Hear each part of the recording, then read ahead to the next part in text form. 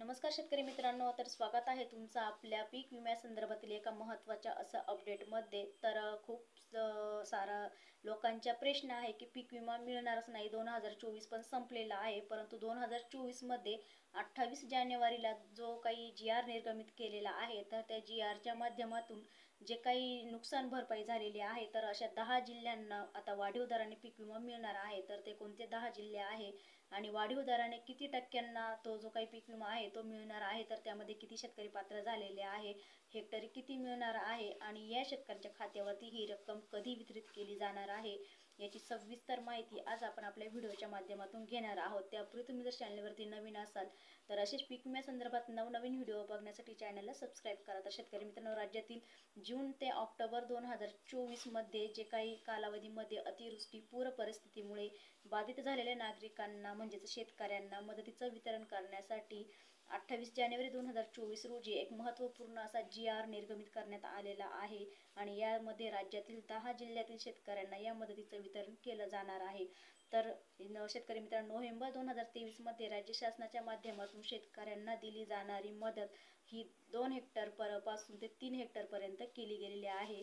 तर यामध्ये सुद्धा शेतकऱ्यांना दिली जाणारी मदत ही आता 3 हेक्टरपर्यंत मिळणार आहे. तर याच पार्श्वभूमीवरती आता आपण जर बघितलं तर पात्र झालेल्या शेतकऱ्यांना या मदतीचे वितरण करण्यासाठी 10 जिल्हे हे पात्र करण्यात आलेले आहे. तर त्यामध्ये पहिला जो जिल्हा आहे तो म्हणजे नाशिक, नागपूर, अमरावती.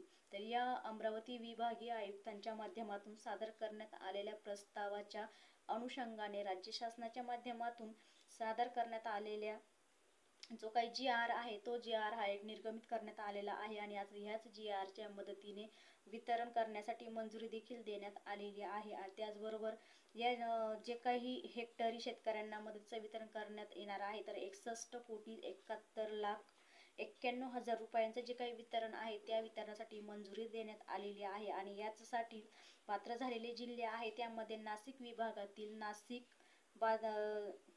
विभागातील बाधित झालेल्या शेतकऱ्यांना जे काही शेतकरी आहे त्या 22 शेतकऱ्यांना 1,00,000 रुपयाची वितरण हे केलं जाणार आहे. त्यानंतर धुळे जिल्हा असेल तर धुळे जिल्ह्यामध्ये सुद्धा 937 शेतकऱ्यांसाठी 1,04,82,000 रुपये इतक्या निधीचंही वितरण केलं जाणार आहे. त्याचबरोबर जळगाव असेल तर जळगावमध्ये सुद्धा जे काही पात्र झालेले शेतकरी आहे ते 7,799 शेतकरी आहे. तर या शेतकऱ्यांना सुद्धा 8,51,81,000 रुपयाची जी काही मदत आहे त्या मदतीचं वितरण केलं जाणार आहे. आणि त्याचबरोबर अहमदनगर जिल्ह्यातील 2,60,000 शेतकरी जे आहे त्यांना 2,60,000 रुपये दिले जाणार आहे. आणि याच एकंदरीत नाशिक विभागातील 8,880 जे काही शेतकऱ्यांसाठी 900,60,23,000 रुपयांची जी काही मदत आहे ती वितरित केली जाणार आहे. त्यानंतर नागपूर विभागातील जे काही जिल्हे आहेत तर त्यामध्ये 5,829 शेतकऱ्यांसाठी 4,72,71,000 रुपये जी काय आहे ते मदत केली जाणार आहे. त्याचबरोबर 4,69,000 रुपये असे एकूण 4,77,40,000 रुपयांची जी काही नुकसान भरपाई आहे ही नागपूर जिल्ह्यातील शेतकऱ्यांना वितरित केली जाणार आहे.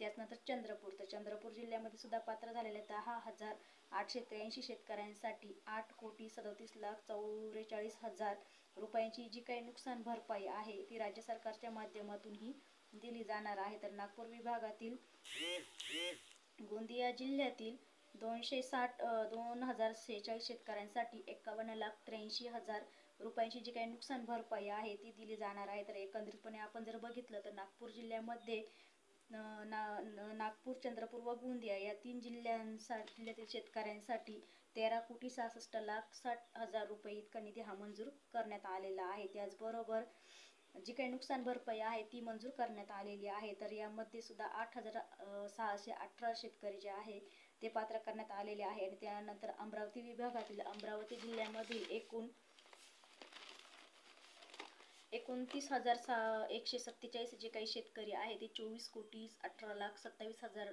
शेतकऱ्यांना ही नुकसान भरपाई जी आहे ती दिली जाणार आहे. त्याचबरोबर यवतमाळ जिल्हा असेल तर यवतमाळ जिल्ह्यामध्ये सुद्धा 60 लाख शेतकऱ्यांसाठी 3,65,000 रुपयांची जी काही नुकसान भरपाई आहे ही राज्य सरकारच्या माध्यमातून वितरित केली गेलेली आहे. आणि एकंदरीतपणे अमरावती विभागातील सुद्धा 29,207 शेतकऱ्यांना 24,21,92,000 रुपयाची जी काही नुकसान भरपाई आहे ही मंजूर करण्यात येणार आहे. त्याचबरोबर ते वितरण देखील खात्यात लवकरच केलं जाणार आहे. अमरावती विभागातील बुलढाणा जिल्ह्यामध्ये पात्र झालेले 7,661 जे काही शेतकरी आहेत त्यांच्यासाठी 13,83,00,000 रुपये, तर शेत जमिनीच्या नुकसानीसाठी 29,61,000 रुपये असे एकूण 14,43,09,000 रुपयाची जी काही नुकसान भरपाई आहे ही बुलढाणा जिल्ह्यातील 7,793 शेतकऱ्यांसाठी दिली जाणार आहे. तर या तीनही जिल्ह्यांमध्ये अमरावती विभागातील 37,000 शेतकऱ्यांना 38,45,01,000 रुपयाची जी काही नुकसान भरपाई आहे ही दिली जाणार आहे. तर त्यामध्ये सुद्धा शासनाच्या माध्यमातून पात्र झालेल्या राज्यातील 10 जिल्ह्यांमध्ये 64,579 शेतकऱ्यांसाठी ही 61,71,91,000 रुपयाची जी काही नुकसान भरपाई आहे ती दिली जाणार आहे. तर शेतकरी मित्रांनो, नुकसान भरपाईचे वितरण केल्यानंतर जिल्ह्यामध्ये संकेतस्थळावरती जाऊन पात्र लाभार्थ्यांची यादी नुकसान भरपाईसह प्रसिद्ध करण्यात देखील येणार आहे. तर अशा प्रकारचे निर्देश देखील शासनाच्या माध्यमातून देण्यात आलेले आहेत. तर हे होते 10 जिल्ह्यातील वाढीव दराने पीक विमा संदर्भातील हे महत्त्वाचं असं अपडेट. तर व्हिडिओ आवडला तर नक्कीच लाईक शेअर करा. नवीन असेल तर चॅनलला सबस्क्राईब करा. पुन्हा भेटू अशाच एका नवीन व्हिडिओ सोबत. तुम्ही सर्वांना धन्यवाद.